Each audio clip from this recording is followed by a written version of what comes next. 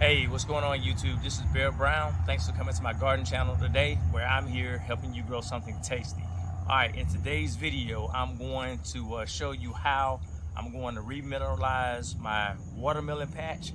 Yes, it looks real bare because we're going into the fall season.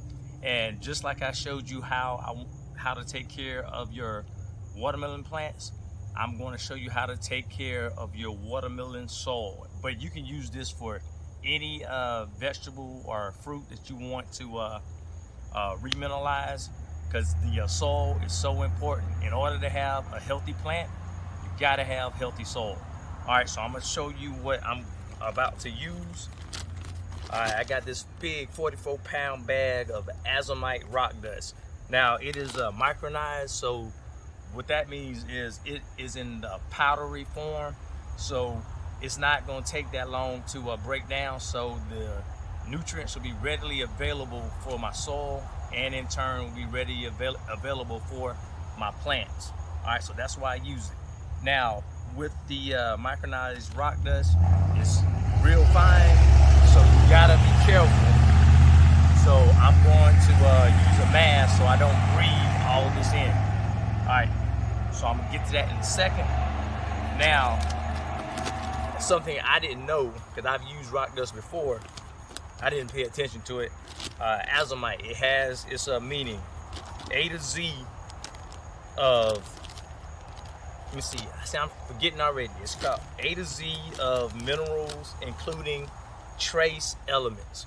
All right, so it has a lot of minerals, it has a lot of trace elements, and that's gonna be very good for your plants, very good for your soil, so that those melons can grow nice and big. Because in this patch, my melons were real small. I mean, small tastes good too, but I want those big giant ones that you've seen on the outer area of my garden. And the reason is I didn't put back all the elements, trace elements that I need, and the minerals, so that my melons can get as big as possible. So that's what I'm doing now.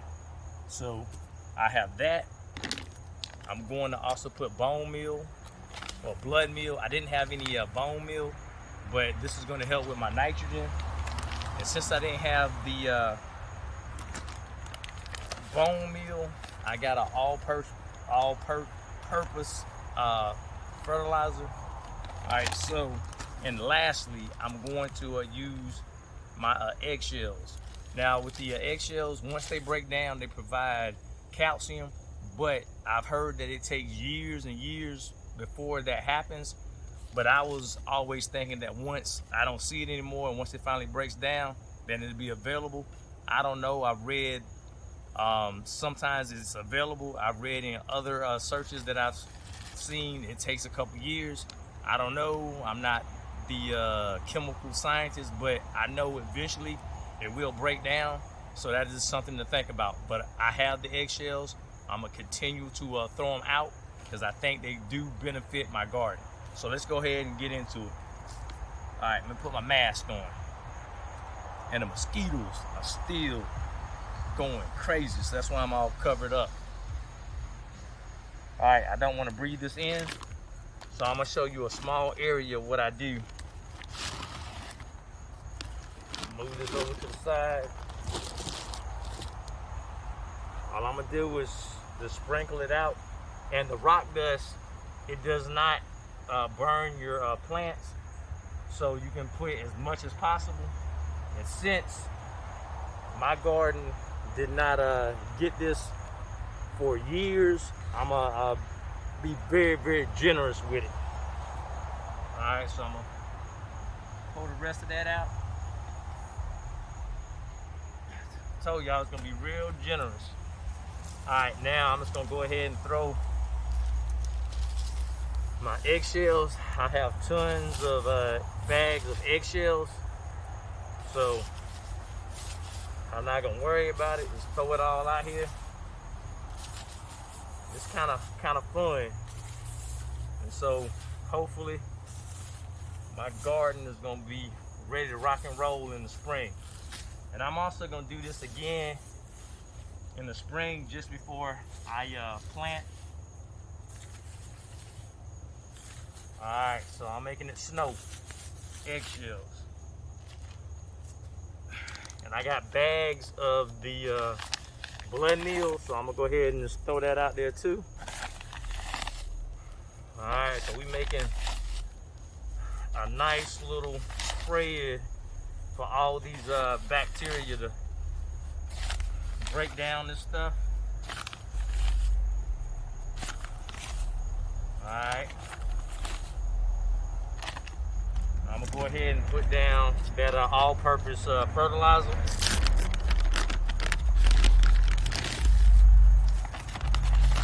And all this stuff is organic, so it's not gonna hurt my soil. Alright, here we go. And now, I'm gonna take this mask off. And for the finishing touch, I'm going to use compost. And you can buy the compost at the big box store, or if you have your own compost. I will be using my compost in my bin as well. So I'm gonna go ahead and cover this up. So I think this is gonna be real good. And you can do the same thing to get your garden space ready.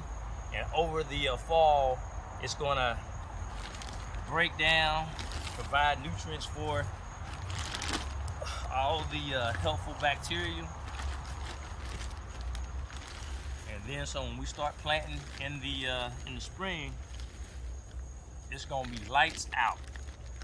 Whatever you want to plant, you want big watermelons, you gonna get it. And if you follow those guidelines for how to take care of your watermelon plants, this is how you take care of your soil. And there's something else you need to be aware of, and I'm gonna show you that in a second. All right, look at that. I can see big plants coming up in the springtime. All right, the next thing you want to be aware of. All right, so once I have this down, you want to make sure that you cover this up. All right, now I use wood chips. If you're new to my channel, I have a wood chip garden. So I have a food forest. So if you don't want to use wood chips, you can, when the fall comes, all the leaves drop, you can get the leaves and cover it up, because you want to make sure you protect your soil. Just like you think about, I went fishing today. Fish, they have what? Scales. You have, what else? Birds have feathers. We have our skin. We are a living organism. Your soil is also a living organism. And just like Paul Gauchi, he said, that's where I got it from. He says that you need to make sure you cover your soil, because it is a living organism. Just like fish, like I said, they have the scales, and humans, we have the skin. We have to make sure that we are covered. Same thing. I never thought about it like that until he said that. So it makes sense. If you leave your soil uncovered, now it's at the mercy of all the elements. When it's real cold, these wood chips are going to insulate my soil. So therefore, the microbes, they're still going to be warm. They're still going to be breaking down all this stuff, getting it ready for the magic time, the springtime, so I can go ahead and get these plants in and watch how everything grows. So what I'm gonna do is, after I got finished this little area, I take my wood chips back, and all I'm doing is covering my soil to protect it. And you can use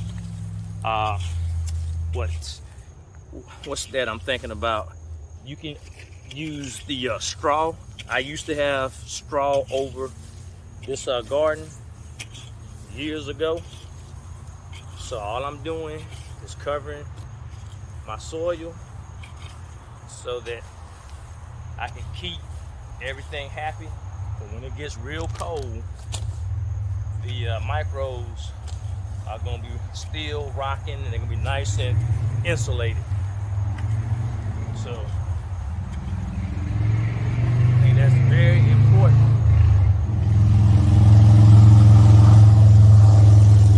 To keep it covered. All right, so I am going to finish this up because I got to go all the way down. I didn't want to take too much time going all the way down. I just want to show you what I'm gonna be doing all across my food forest. I got one row, well, half a row done. I got to get 5 more rows, and then I'm gonna go hit other areas where I had planted the watermelon plants. Like I said, I want giants, and hopefully next year I have giants all the way around this food forest, not just in certain areas. But you can use it for other plants, and I intend to do so. The Azomite rock dust, I got it off of Amazon. I believe it was like $50 to $60. So check it out, and it will help you greatly. All right, this is Bear Brown. Take care, and I'll see you next time. Bye.